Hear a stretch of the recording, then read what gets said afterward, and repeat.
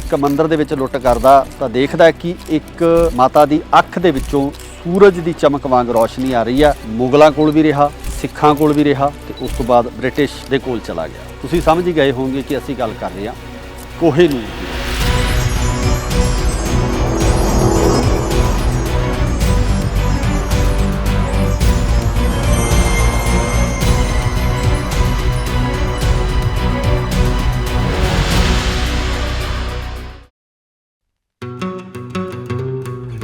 ਕੋਹਿਨੂਰ ਹੀਰਾ ਕਿੱਥੋਂ ਮਿਲਿਆ, ਮੁਗਲਾਂ ਕੋਲੋਂ ਕਿਵੇਂ ਆਇਆ, ਮੁਗਲਾਂ ਤੋਂ ਆਖਰ ਮਹਾਰਾਜਾ ਰਣਜੀਤ ਸਿੰਘ ਕੋਲੇ ਹੀਰਾ ਕਿਵੇਂ ਜਾਂਦਾ ਤੇ ਉਸ ਤੋਂ ਬਾਅਦ ਬ੍ਰਿਟਿਸ਼ ਜਿਹੜੀ ਸਰਕਾਰ ਹੈ ਉਹ ਇਸ ਹੀਰੇ ਨੂੰ ਪੰਜਾਬ ਤੋਂ ਕਿਵੇਂ ਲੈ ਕੇ ਜਾਂਦੀ ਹੈ, ਇਹ ਪੂਰੀ ਚਰਚਾ ਕਰਾਂਗੇ। ਤੇ ਇੱਕ ਜਿਹੜੀ ਗੱਲ ਤੁਹਾਨੂੰ ਦੱਸ ਦਈਏ ਕਿ ਇਸ ਹੀਰੇ ਬਾਰੇ ਇਹ ਪ੍ਰਚਲਿਤ ਸੀ ਉਸ ਸਮੇਂ ਦੌਰਾਨ ਕਿ ਜਿਸ ਕੋਲ ਵੀ ਇਹ ਹੀਰਾ ਜਾਂਦਾ ਉਹ ਦੁਨੀਆ ਦਾ ਮਹਾਨ ਸ਼ਾਸਕ ਬਣਦਾ ਤੇ ਨਾਲ ਹੀ ਨਾਲ ਉਹ ਉਸ ਦਾ ਪਤਨ ਹੈ ਜਿਹੜਾ ਉਹ ਵੀ ਸ਼ੁਰੂ ਹੋ ਜਾਂਦਾ। ਸੋ ਇਸ ਨੂੰ ਤੁਸੀਂ ਕਹਿ ਸਕਦੇ ਹੋ ਕਿ ਇੱਕ ਬੁਰੀ ਤੇ ਚੰਗੀ ਗੱਲ ਇਸ ਹੀਰੇ ਨਾਲ ਜੁੜੀ ਹੋਈ ਸੀ। ਮਿਲਿਆ ਕਿੱਥੋਂ ਸੀ? ਕੋਹਿਨੂਰ ਹੀਰੇ ਦਾ ਨਾਂ ਕਈ 100 ਸਾਲ ਦੇ ਬਾਅਦ ਇਸ ਨੂੰ ਕੋਹਿਨੂਰ ਕਿਹਾ ਜਾਣ ਲੱਗਿਆ। ਪਹਿਲਾਂ ਇਹਦਾ ਨਾਂ ਕੁਝ ਹੋਰ ਸੀ।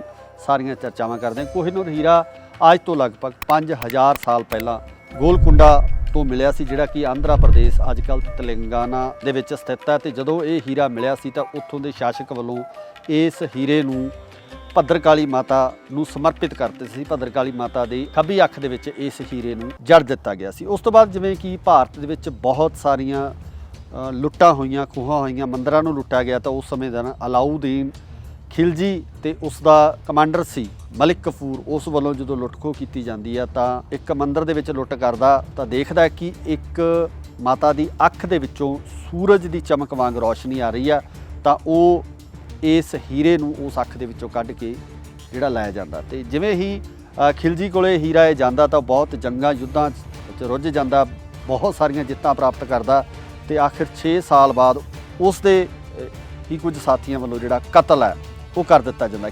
ਖਿਲਜੀ ਤੋਂ ਬਾਅਦ ਬੜੇ ਹੋਰ ਸ਼ਾਸਕ ਆਉਂਦੇ ਜਿਹੜੇ ਕਿ ਅੱਗੇ ਦੀ ਅੱਗੇ ਇਸ ਹੀਰੇ ਨੂੰ, ਜਿਹਦਾ ਹਜੇ ਨਾਂ ਕੋਹਿਨੂਰ ਨਹੀਂ ਪਿਆ ਸੀ, ਅੱਗੇ ਦੀ ਅੱਗੇ ਦਿੰਦੇ ਆ। ਕਿ ਇਹਨਾਂ ਨੂੰ ਦਿੰਦੇ ਆ ਜਿਸ ਤੋਂ ਬਾਅਦ ਤੁਗਲਕ ਆਉਂਦੇ ਆ। ਤੁਗਲਕ 93 ਸਾਲ ਜਿਹੜਾ ਰਾਜ ਕਰਦੇ ਆ। ਉਸ ਤੋਂ ਬਾਅਦ ਸੈਯਦ ਆਉਂਦੇ ਆ, 31 ਸਾਲ ਦੇ ਕਰੀਬ ਰਾਜ ਕਰਦੇ ਆ। ਇਬਰਾਹਿਮ ਲੋਧੀ ਆਉਂਦਾ ਤਾਂ ਉਹ ਵੀ ਜਿਹੜਾ ਹੈਗਾ ਕਾਫੀ ਸਮਾਂ ਰਾਜ ਕਰਦਾ। ਟੋਟਲ ਇਹ ਸਾਰਾ ਖਾਨਦਾਨ ਜਿਹੜਾ ਹੈਗਾ 206 ਸਾਲ ਦੇ ਕਰੀਬ ਇਹਨਾਂ ਦਾ ਰਾਜ ਚੱਲਦਾ। ਪਰ ਇਤਿਹਾਸ ਦੇ ਵਿੱਚ ਇਸ ਹੀਰੇ ਦਾ ਉਸ ਸਮੇਂ ਦੌਰਾਨ ਕੋਈ ਬਹੁਤਾ ਜ਼ਿਕਰ ਨਹੀਂ ਆ ਕਿ ਹੀਰਾ ਅੱਗੇ ਦੀ ਅੱਗੇ ਜਿਹੜਾ ਜਾਂਦਾ ਰਿਹਾ। 16ਵੀਂ ਸਦੀ ਦੇ ਵਿੱਚ ਬਾਬਰ ਜਦੋਂ ਭਾਰਤ 'ਤੇ ਹਮਲਾ ਕਰਦਾ ਤਾਂ ਉਹ ਲੋਧੀਆਂ ਨਾਲ ਉਸ ਦਾ ਬਹੁਤ ਘਮਸਾਨ ਯੁੱਧ ਹੁੰਦਾ।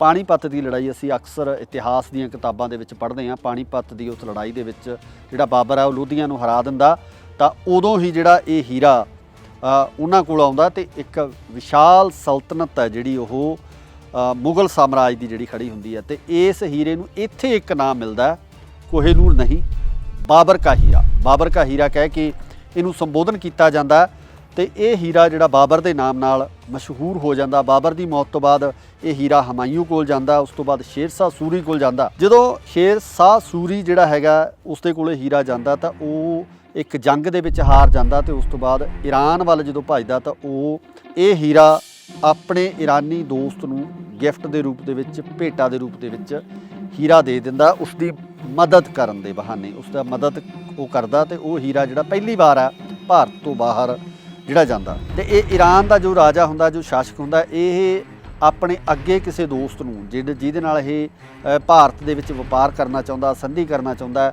ਤਾਂ ਅੱਗੇ ਇਹ ਹੀਰਾ ਅਹਿਮਦ ਨਗਰ ਦੇ ਸੁਲਤਾਨ ਨੂੰ ਜਿਹੜਾ ਇਹ ਨਜ਼ਰਾਨੇ ਦੇ ਰੂਪ ਦੇ ਵਿੱਚ ਇਹ ਹੀਰਾ ਜਿਹੜਾ ਈਰਾਨ ਤੋਂ ਫਿਰ ਭਾਰਤ ਦੇ ਵਿੱਚ ਵਾਪਸ ਆ ਜਾਂਦਾ। ਪਰ ਇੱਥੇ ਇੱਕ ਕਾਫੀ ਅਹਿਮ ਘਟਨਾ ਵਾਪਰਦੀ ਕਿ ਜਦੋਂ ਇਹ ਹੀਰਾ ਈਰਾਨ ਤੋਂ ਭਾਰਤ ਭੇਜਿਆ ਜਾ ਰਿਹਾ ਸੀ, ਦੂਤ ਦੇ ਰਾਹੀਂ ਭੇਜਿਆ ਜਾ ਰਿਹਾ ਸੀ ਤਾਂ ਰਸਤੇ ਦੇ ਵਿੱਚ ਇਹ ਹੀਰਾ ਤੇ ਦੂਤ ਦੋਨੋਂ ਹੀ ਗਾਇਬ ਹੋ ਜਾਂਦੇ ਆ। ਬਹੁਤ ਉਹਨਾਂ ਨੂੰ ਲੱਭਿਆ ਜਾਂਦਾ, ਬਹੁਤ ਉਹਨਾਂ ਦੀ ਭਾਲ ਕੀਤੀ ਜਾਂਦੀ ਹੈ, ਪਰ ਇਹ ਹੀਰੇ ਦਾ ਕੋਈ ਨਾਮੋ ਨਿਸ਼ਾਨ ਤੇ ਨਾ ਹੀ ਉਸ ਦੂਤ ਦਾ ਕੋਈ ਨਾਮੋ ਨਿਸ਼ਾਨ ਮਿਲਦਾ। 100 ਸਾਲ ਦਾ ਸਮਾਂ ਲੰਘ ਜਾਂਦਾ ਹੈ। ਇਸ ਹੀਰੇ ਦੀ ਜਿਹੜੀ ਚਰਚਾ, ਇਸ ਹੀਰੇ ਨੂੰ ਜਿਹੜੇ ਜਾਣਨ ਵਾਲੇ ਲੋਕ ਆ ਉਹ ਖਤਮ ਹੋ ਜਾਂਦੇ ਆ। 100 ਸਾਲ ਬਾਅਦ ਇੱਕ ਵਾਰ ਫਿਰ ਕਰਨਾਟਕਾ ਦੇ ਵਿੱਚ ਇੱਕ ਵੱਡੇ ਹੀਰੇ ਦਾ ਜ਼ਿਕਰ ਹੁੰਦਾ। ਕੁਝ ਇਤਿਹਾਸਕਾਰ ਕਹਿੰਦੇ ਆ ਕਿ ਇਹ ਉਹੀ ਹੀਰਾ ਸੀ, ਬਾਬਰ ਕਾ ਹੀਰਾ ਸੀ, ਜਿਹੜਾ ਈਰਾਨ ਤੋਂ ਭਾਰਤ ਆਉਣ ਦੇ ਸਮੇਂ ਗਵਾਚ ਗਿਆ ਸੀ। ਕੁਝ ਇਸ ਨੂੰ ਹੋਰ ਹੀਰਾ ਕਹਿੰਦੇ ਆ ਕਿ ਇਹ ਕੋਈ ਹੋਰ ਹੀਰਾ। ਫਿਰ ਇਹ ਹੀਰਾ ਮਿਲਦਾ ਹੈਗਾ ਮੀਰ ਜ਼ੁਮਲਾ ਨਾਂ ਦੇ ਵਿਅਕਤੀ ਨੂੰ। ਮੀਰ ਜ਼ੁਮਲਾ ਜਿਹੜਾ ਕਿ ਕਰਨਾਟਕਾ ਦੇ ਵਿੱਚ ਰਹਿੰਦਾ ਸੀ, ਹੀਰਿਆਂ ਦਾ ਵਪਾਰੀ ਸੀ। ਉਸ ਤੋਂ ਪਹਿਲਾਂ ਇਹ ਇੱਕ ਸੌਦਾਗਰ ਦੱਸਿਆ ਜਾਂਦਾ। ਤਾਂ ਇਸ ਦੇ ਕੋਲ ਇਹ ਹੀਰਾ ਮਿਲਦਾ। ਕਰਨਾਟਕਾ ਦੇ ਵਿੱਚ ਇਸ ਦੀ ਬੜੀ ਪਹੁੰਚ ਹੁੰਦੀ ਹੈ, ਬਹੁਤ ਪਾਵਰਫੁਲ ਹੁੰਦਾ, ਪੈਸੇ ਵਾਲਾ ਹੁੰਦਾ। ਤਾਂ ਕਰਨਾਟਕਾ ਦੇ ਜਿਹੜੇ ਸ਼ਾਸਕ ਹੁੰਦੇ ਆ, ਉਸ ਸਮੇਂ ਦੇ ਰਾਜੇ ਹੁੰਦੇ ਆ, ਉਹ ਇਸ ਨੂੰ ਪਸੰਦ ਨਹੀਂ ਕਰਦੇ ਆ, ਜਿਸ ਦੇ ਕਾਰਨ ਇਸ ਨੂੰ ਡਰ ਪੈਦਾ ਹੋ ਜਾਂਦਾ ਕਿ ਇਹ ਕਿਤੇ ਮੈਨੂੰ ਮਰਵਾ ਨਾ ਦੇਣ। ਇਹ ਹੀਰਾ, ਵੱਡਾ ਹੀਰਾ ਲੈ ਕੇ ਨਜ਼ਰਾਨੇ ਦੇ ਰੂਪ ਦੇ ਵਿੱਚ ਸ਼ਾਹਜਹਾਨ ਨੂੰ ਦੇਣ ਵਾਸਤੇ ਦਿੱਲੀ ਦੇ ਰਾਜ ਦੇ ਜਾਂਦਾ, ਦਿੱਲੀ ਦੇ ਤਖਤ ਤੇ ਜਾਂਦਾ। ਤੇ ਜਦੋਂ ਸ਼ਾਹਜਹਾਨ ਕੋਲ ਇਹ ਹੀਰਾ ਆਉਂਦਾ ਤਾਂ ਸ਼ਾਹਜਹਾਨ ਔਰੰਗਜ਼ੇਬ ਨੂੰ ਦੇ ਦਿੰਦਾ, ਆਪਣੀ ਔਲਾਦ ਨੂੰ ਦੇ ਦਿੰਦਾ, ਜਿਹੜਾ ਕਿ ਔਰੰਗਜ਼ੇਬ ਆ ਉਹ ਇਸ ਹੀਰੇ ਨੂੰ ਤਰਾਸ਼ਣ ਦੀ ਗੱਲ ਕਰਦਾ, ਜਿਹੜਾ ਇਸ ਹੀਰੇ ਨੂੰ ਹੋਰ ਖੂਬਸੂਰਤ ਸੋਹਣਾ ਬਣਾਉਣਾ ਚਾਹੁੰਦਾ। ਤਾਂ ਉਹ ਵਿਦੇਸ਼ੀ ਕਾਰੀਗਰ ਬੁਲਾ ਕੇ ਇਸ ਹੀਰੇ ਨੂੰ ਤਰਾਸ਼ਣਾ ਚਾਹੁੰਦਾ। ਤਰਾਸ਼ਣ ਦੇ ਸਮੇਂ ਇੱਥੇ ਫਿਰ ਇੱਕ ਘਟਨਾ ਵਾਪਰਦੀ ਹੈ ਕਿ ਇਹ ਹੀਰਾ ਕਈ ਭਾਗਾਂ ਦੇ ਵਿੱਚ ਟੁੱਟ ਜਾਂਦਾ ਹੈ। ਗਲਤੀ ਨਾਲ ਇਹ ਹੀਰਾ ਟੁੱਟ ਕੇ ਟੁਕੜਿਆਂ ਦੇ ਵਿੱਚ ਵੰਡਿਆ ਜਾਂਦਾ ਹੈ ਤੇ ਉਹ ਕਾਰੀਗਰ ਬਹੁਤ ਡਰ ਜਾਂਦਾ ਹੈ, ਭੈਭੀਤ ਹੋ ਜਾਂਦਾ। ਉਹ ਇੱਕ ਵੱਡੇ ਟੁਕੜੇ ਨੂੰ ਤਰਾਸ਼ ਕੇ ਜਿਹੜਾ ਹੈਗਾ ਔਰੰਗਜ਼ੇਬ ਨੂੰ ਪੇਸ਼ ਕਰ ਦਿੰਦਾ। ਔਰੰਗਜ਼ੇਬ ਇਸ ਗੱਲ ਨੂੰ ਦੇਖ ਕੇ ਕਿ ਜਿਹੜਾ 793 ਕੈਰਟ ਦਾ ਹੀਰਾ ਸੀ ਉਹ 186 ਕੈਰਟ ਦਾ ਰਹਿ ਕੇ ਉਹਦੇ ਹੱਥ ਦੇ ਵਿੱਚ ਆ ਜਾਂਦਾ ਹੈ ਤੇ ਉਹ ਗੁੱਸੇ ਦੇ ਵਿੱਚ ਉਸ ਕਾਰੀਗਰ ਨੂੰ ਕੈਦ ਕਰ ਲੈਂਦਾ ਤੇ ਉਹਦੀ ਸਾਰੀ ਪ੍ਰਾਪਰਟੀ ਜਿਹੜੀ ਹੈ ਜ਼ਬਤ ਕਰ ਲੈਂਦਾ। ਤੇ ਇਸੇ ਸਮੇਂ ਦੌਰਾਨ ਹੀ ਜਿਹੜਾ ਔਰੰਗਜ਼ੇਬ ਹੈ ਇੱਕ ਤਖਤੇ ਤਾਊਸ ਨਾਂ ਦਾ ਤਖਤ ਬਣਾਉਂਦਾ, ਜਿਹੜਾ ਕਿ ਬਹੁਤ ਇਤਿਹਾਸ ਦੇ ਵਿੱਚ ਮਹੱਤਤਾ ਰੱਖਦਾ। 1100 ਕਿੱਲੇ ਸੋਨੇ ਦੇ ਨਾਲ ਜਿਹੜਾ ਤਖਤ ਬਣਿਆ ਹੁੰਦਾ। ਇਸ ਤਖਤ ਦੇ ਉੱਪਰ ਸ਼ਾਹਜਹਾਨ ਇੱਕ ਮੋਰ ਦੇ ਪੰਖ ਦੇ ਵਿੱਚ ਦੱਸਦੇ ਆ ਕਿ ਇਸ ਹੀਰੇ ਨੂੰ ਜੜਵਾ ਦਿੰਦਾ। ਇਹ ਹੀਰਾ ਤਖਤੇ ਤਾਊਸ ਤੇ ਲਗਾ ਦਿੱਤਾ ਜਾ। ਔਰੰਗਜ਼ੇਬ ਤੋਂ ਬਾਅਦ ਬਹਾਦਰ ਸ਼ਾਹ ਤੋਂ ਬਾਅਦ 3-4 ਹੋਰ ਰਾਜੇ ਆਉਂਦੇ ਆ, ਜਿਸ ਤੋਂ ਬਾਅਦ ਅੰਤ ਦੇ ਵਿੱਚ ਸ਼ਾਹ ਮੁਹੰਮਦ ਕੋਲ ਜਿਹੜਾ ਇਹ ਹੀਰਾ ਪਹੁੰਚ ਜਾਂਦਾ। ਸ਼ਾਹ ਮੁਹੰਮਦ ਆ ਜਿਹੜਾ ਕਾਫੀ ਅਯਾਸ਼ ਕਿਸਮ ਦਾ ਜਿਹੜਾ ਮੁਗਲ ਰਾਜਾ ਸੀ, ਉਸ ਨੂੰ ਰਾਜ ਭਾਗ ਦੀ ਕੋਈ ਬਹੁਤੀ ਪਰਵਾਹ ਨਹੀਂ ਸੀ। 18ਵੀਂ ਸਦੀ ਦੇ ਵਿੱਚ ਜਦੋਂ ਨਾਦਰ ਸ਼ਾਹ ਹਮਲਾ ਕਰਦਾ ਤਾਂ ਨਾਦਰ ਸ਼ਾਹ ਤੋਂ ਸ਼ਾਹ ਮੁਹੰਮਦ ਸ਼ਾਹ ਉਹ ਜੰਗ ਹਾਰ ਜਾਂਦਾ ਤੇ ਇਸ ਸਮੇਂ ਦੌਰਾਨ ਹੀ ਜਿਹੜਾ ਨਾਦਰ ਸ਼ਾਹ ਇਸ ਹੀਰੇ ਨੂੰ ਵੀ ਲੁੱਟ ਲੈਂਦਾ ਤੇ ਉਹ ਜਿਹੜਾ ਤਖਤੇ ਤਾਊਸ ਆ ਉਸ ਨੂੰ ਵੀ ਲੁੱਟ ਲੈਂਦਾ। ਦੱਸਿਆ ਜਾਂਦਾ ਕਿ 90 ਕਰੋੜ ਜਿਹੜਾ ਹੈਗਾ ਉਹ ਲੁੱਟ ਕੇ ਲੈ ਜਾਂਦਾ ਨਾਦਰ ਸ਼ਾਹ ਉਸ ਸਮੇਂ ਦੌਰਾਨ। ਨਾਦਰ ਸ਼ਾਹ ਫਿਰ ਕਈ ਜੰਗਾਂ ਲੜਦਾ। 7 ਸਾਲ ਬਾਅਦ ਉਸ ਦਾ ਵੀ ਕਤਲ ਹੋ ਜਾਂਦਾ। ਨਾਦਰ ਸ਼ਾਹ ਤੋਂ ਬਾਅਦ ਅਲੀ ਸ਼ਾਹ, ਸ਼ਾਹਰੁਖ ਮਿਰਜ਼ਾ, ਅਹਿਮਦ ਸ਼ਾਹ ਅਬਦਾਲੀ ਜਿਹੜਾ ਕਿ ਨਾਦਰ ਸ਼ਾਹ ਦਾ ਇੱਕ ਬਹੁਤ ਵਫਾਦਾਰ ਸੀ। ਅਹਿਮਦ ਸ਼ਾਹ ਅਬਦਾਲੀ ਨੇ ਬਹੁਤ ਹਮਲੇ ਕੀਤੇ, ਅਸੀਂ ਇਤਿਹਾਸ ਦੇ ਵਿੱਚ ਇਸ ਦਾ ਕਾਫੀ ਜ਼ਿਕਰ ਹੈ ਜਿਹੜਾ ਸੁਣਦੇ ਹਾਂ। ਤੇ ਉਸ ਤੋਂ ਬਾਅਦ ਅਬਦਾਲੀ ਦੇ ਪੁੱਤਰ ਤੈਮੂਰ ਤੋਂ ਬਾਅਦ ਸ਼ਾਹ ਜ਼ਮਾਨ ਜਿਹੜਾ ਤੈਮੂਰ ਦਾ ਪੁੱਤਰ ਸੀ, ਉਸ ਤੋਂ ਜਿਹੜਾ ਇਹ ਹੀਰਾ ਮਹਾਰਾਜਾ ਰਣਜੀਤ ਸਿੰਘ ਕੋਲੇ ਯਾਨੀ ਕਿ ਸਿੱਖ ਰਾਜ ਦੇ ਵਿੱਚ ਪਹੁੰਚਦਾ। ਕਿਵੇਂ ਪਹੁੰਚਦਾ ਇਸ ਦੇ ਮਗਰ ਬੜੀ ਇੰਟਰਸਟਿੰਗ ਕਹਾਣੀ ਹੈ। ਸ਼ਾਹ ਜ਼ਮਾਨ ਨੂੰ ਜਿਹੜਾ ਇੱਕ ਰਾਜਾ ਇਸ ਹੀਰੇ ਨੂੰ ਪ੍ਰਾਪਤ ਕਰਨ ਵਾਸਤੇ ਜੰਮੂ ਦਾ ਉਹ ਸ਼ਾਸਕ ਦੱਸਿਆ ਜਾਂਦਾ, ਜਿਹੜਾ ਉਸ ਨੂੰ ਕੈਦ ਕਰ ਲੈਂਦਾ। ਕੈਦ ਕਰਕੇ ਇਸ ਹੀਰੇ ਬਾਰੇ ਪੁੱਛ-ਗਿੱਛ ਕਰਦਾ, ਪਰ ਸ਼ਾਹ ਜ਼ਮਾਨ ਕੋਲੇ ਇਹ ਹੀਰਾ ਨਹੀਂ ਹੁੰਦਾ। ਉਹ ਆਪਣੀ ਪਤਨੀ ਨੂੰ ਇਹ ਹੀਰਾ ਦੇ ਦਿੰਦਾ, ਜਿਸ ਦਾ ਨਾਮ ਵਫਾ ਬੇਗਮ ਇਤਿਹਾਸਕਾਰ ਦੱਸਦੇ ਆ। ਵਫਾ ਬੇਗਮ ਉਹਦੀ ਗ੍ਰਿਫਤ 'ਚੋਂ ਬਾਹਰ ਹੁੰਦੀ ਆ। ਉਹ ਮਹਾਰਾਜਾ ਰਣਜੀਤ ਸਿੰਘ ਨਾਲ ਸੰਪਰਕ ਕਰਦੀ ਹੈ ਤੇ ਕਹਿੰਦੀ ਹੈ, ਇੱਕ ਸੌਦਾ ਕਰਦੀ ਆ ਕਿ ਮੈਂ ਤੁਹਾਨੂੰ ਜਿਹੜਾ ਇਹ ਹੀਰਾ ਦੇ ਦੂੰਗੀ ਤੇ ਇਹ ਹੀਰਾ ਦੇਣ ਤੋਂ ਬਾਅਦ ਜਿਹੜਾ ਤੁਸੀਂ ਇਹਦੇ ਬਦਲੇ ਦੇ ਵਿੱਚ ਮੇਰੇ ਪਤੀ ਨੂੰ ਜਿਹੜਾ ਛੁਡਵਾ ਦਿਓ।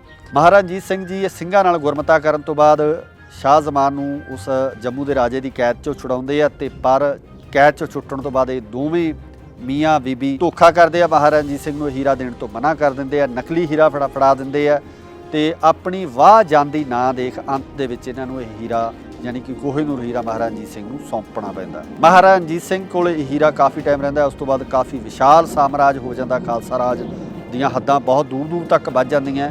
ਪਰ ਉਸੇ ਸਮੇਂ ਦੌਰਾਨ ਮਹਾਰਾਜਾ ਰਣਜੀਤ ਸਿੰਘ ਦੀ ਮੌਤ ਤੋਂ ਬਾਅਦ ਇਹ ਹੀਰਾ ਕੁਝ ਗਦਾਰਾਂ ਕਰਕੇ, ਕੁਝ ਸਿੱਖ ਰਾਜ ਦੇ ਅੰਦਰ ਬੈਠੇ ਹੋਏ ਗਦਾਰਾਂ ਕਰਕੇ ਇਹ ਹੀਰਾ ਜਿਹੜਾ ਅੰਗਰੇਜ਼ਾਂ ਦੇ ਕੋਲ ਚਲਾ ਜਾਂਦਾ। ਅੰਗਰੇਜ਼ ਇਸ ਹੀਰੇ ਨੂੰ ਧੋਖੇ ਨਾਲ, ਚੋਰੀ ਨਾਲ ਬ੍ਰਿਟਿਸ਼ ਲੈ ਜਾਂਦੇ, ਬ੍ਰਿਟੇਨ ਲੈ ਕੇ ਜਾਂਦੇ ਆ। ਬ੍ਰਿਟੇਨ ਜਿਸ ਜਹਾਜ਼ ਦੇ ਉੱਪਰ ਚੋਰੀ ਛੁਪੇ ਹੀਰਾ ਜਾਂਦਾ, ਦੱਸਿਆ ਜਾਂਦਾ ਉਹ ਜਹਾਜ਼ ਦੇ ਸਾਰੇ ਲੋਕ ਇੱਕ ਭਿਆਨਕ ਬਿਮਾਰੀ ਦੀ ਪ੍ਰਭਾਵ 'ਚ ਆ ਜਾਂਦੇ ਆ ਤੇ ਉਹਨਾਂ ਦੀ ਮੌਤ ਹੋ ਜਾਂਦੀ ਆ। ਕਿਸੇ ਨਾ ਕਿਸੇ ਕਾਰਨ ਇਹ ਹੀਰਾ ਉੱਥੇ ਪਹੁੰਚ ਜਾਂਦਾ। ਉਸ ਤੋਂ ਬਾਅਦ ਇਸ ਹੀਰੇ ਨੂੰ ਫਿਰ ਉੱਥੇ ਤਰਾਸ਼ਿਆ ਜਾਂਦਾ, ਜਿਸ ਤੋਂ ਬਾਅਦ ਇਹ ਹੀਰਾ 186 ਤੋਂ 106 ਕੈਰਟ ਦਾ ਰਹਿ ਜਾਂਦਾ। 106 ਕੈਰਟ ਦਾ ਹੀਰਾ ਜਿਹੜਾ ਬ੍ਰਿਟੇਨ ਰਾਜ ਦੇ ਵਿੱਚ, ਜਿਸ ਤਰੀਕੇ ਨਾਲ ਆਪਾਂ ਪਹਿਲਾਂ ਗੱਲ ਕੀਤੀ ਹੈ ਕਿ ਇਸ ਦੇ ਮਾੜੇ ਤੇ ਚੰਗੇ ਦੋਵੇਂ ਪ੍ਰਭਾਵ ਸੀ। ਬ੍ਰਿਟਿਸ਼ ਦਾ ਜਿਹੜਾ ਕਦੇ ਸੂਰਜ ਨਹੀਂ ਛਿਪਦਾ ਸੀ, ਉਹਨਾਂ ਦਾ ਰਾਜ ਵੀ ਜਿਹੜਾ ਅਸਤ-ਪਸਤ ਹੋ ਜਾਂਦਾ ਤੇ ਇਸ ਦੇ ਬੁਰੇ ਪ੍ਰਭਾਵ ਤੋਂ ਬਚਣ ਵਾਸਤੇ ਇਸ ਨੂੰ ਮਨਮਤ ਵੀ ਕਿਹਾ ਜਾ ਸਕਦਾ ਹੈ, ਪਰ ਇਤਿਹਾਸ ਦੇ ਵਿੱਚ ਲਿਖਿਆ ਹੋਇਆ ਕਿ ਇਸ ਦੇ ਬੁਰੇ ਪ੍ਰਭਾਵ ਤੋਂ ਬਚਣ ਵਾਸਤੇ ਇਹਨਾਂ ਨੇ ਇਹ ਹੀਰਾ ਔਰਤਾਂ ਨੂੰ ਸੌਂਪ ਦਿੱਤਾ। ਔਰਤਾਂ ਹੀ ਇਸ ਹੀਰੇ ਨੂੰ ਬ੍ਰਿਟੇਨ ਦੇ ਵਿੱਚ ਪਹਿਨਦੀਆਂ ਸੀ। ਜਿਸ ਤਰ੍ਹਾਂ ਤੁਸੀਂ ਪਿੱਛੇ ਦੇਖਦੇ ਹੋ ਕਿ ਇਹ ਉੱਥੋਂ ਦੀ ਮਹਾਰਾਣੀ ਦੇ ਜਿਹੜੇ ਤਾਜ ਦੇ ਉੱਪਰ ਲੱਗਿਆ ਹੋਇਆ। ਮਰਦ ਆ ਜਿਹੜੇ ਇਸ ਹੀਰੇ ਤੋਂ ਦੂਰੀ ਬਣਾ ਲੈਂਦੇ, ਇਸ ਦੇ ਪ੍ਰਭਾਵ ਤੋਂ ਬਚਣ ਵਾਸਤੇ ਇਸ ਤਰ੍ਹਾਂ ਕੀਤਾ ਜਾਂਦਾ, ਇਹ ਇਤਿਹਾਸਕਾਰ ਦੱਸਦੇ ਨੇ। ਸੋ ਇਸ ਤੋਂ ਬਾਅਦ ਜਿਹੜੀ ਗੱਲਬਾਤ ਆ ਅੱਗੇ ਉਹ ਸਿੱਖ ਰਾਜ ਦੀ ਕਰਾਂਗੇ। ਇਸ ਤਰ੍ਹਾਂ ਦੀਆਂ ਹੋਰ ਵੀਡੀਓਜ਼ ਵੀ ਕਰਾਂਗੇ। ਇਹ ਹੀਰਾ ਹੁਣ ਬ੍ਰਿਟੇਨ ਦੇ ਵਿੱਚ, ਬ੍ਰਿਟੇਨ ਦੀ ਮਹਾਰਾਣੀ ਦੇ ਤਾਜ ਦੇ ਵਿੱਚ ਲੱਗਿਆ ਹੋਇਆ। ਜੇਕਰ ਇਹ ਤੁਹਾਨੂੰ ਵੀਡੀਓ ਚੰਗੀ ਲੱਗੀ ਤਾਂ ਇਹਨੂੰ ਸ਼ੇਅਰ ਜ਼ਰੂਰ ਕਰਿਓ, ਸਾਂਝਾ ਕਰਿਓ, ਤਾਂ ਜੋ ਹੋਰਨਾਂ ਤੱਕ ਵੀ ਇਹ ਇਤਿਹਾਸਕ ਜਿਹੜੀ ਗਾਥਾ ਪਹੁੰਚ ਸਕੇ। ਤੇ ਇਤਿਹਾਸ ਨੂੰ ਪੜ੍ਹਦਿਆਂ ਬੋਲਦਿਆਂ ਕਈ ਵਾਰ ਬਹੁਤ ਸਾਰੀਆਂ ਊਣਤਾਈਆਂ ਰਹਿ ਜਾਂਦੀਆਂ ਨੇ, ਗਲਤੀਆਂ ਹੋ ਜਾਂਦੀਆਂ ਨੇ। ਸੰਗਤ ਬਖਸ਼ਣਹਾਰ ਆ, ਬਖਸ਼ ਸਕਦੀ ਆ। ਇਸ ਗਲਤੀਆਂ ਦੀ ਅਸੀਂ ਪਹਿਲਾਂ ਹੀ ਮਾफ़ੀ ਮੰਗਦੇ ਹਾਂ। ਸੋ ਇਹਨਾਂ ਗਲਤੀਆਂ ਦੀ ਅਸੀਂ ਮਾफ़ੀ ਮੰਗਦੇ ਹਾਂ ਤਾਂ ਜੋ ਸੰਗਤ ਸਾਨੂੰ ਇਹਨਾਂ ਗਲਤੀਆਂ ਵਾਸਤੇ ਬਖਸ਼ ਸਕੇ। ਸੋ ਇਸੇ ਤਰ੍ਹਾਂ ਦੇ ਹੋਰ ਇਤਿਹਾਸਕ ਵੀਡੀਓ ਜਿਹੜੀਆਂ ਤੁਹਾਡੇ ਸਾਹਮਣੇ ਪੇਸ਼ ਕਰਦੇ ਰਹਾਂਗੇ। ਸੋ ਹਮੇਸ਼ਾ ਜੁੜੇ ਰਹੋ ਸਿੱਖ ਇਤਿਹਾਸ ਦੀਆਂ ਪੈੜਾਂ ਨਾਲ। ਧੰਨਵਾਦ।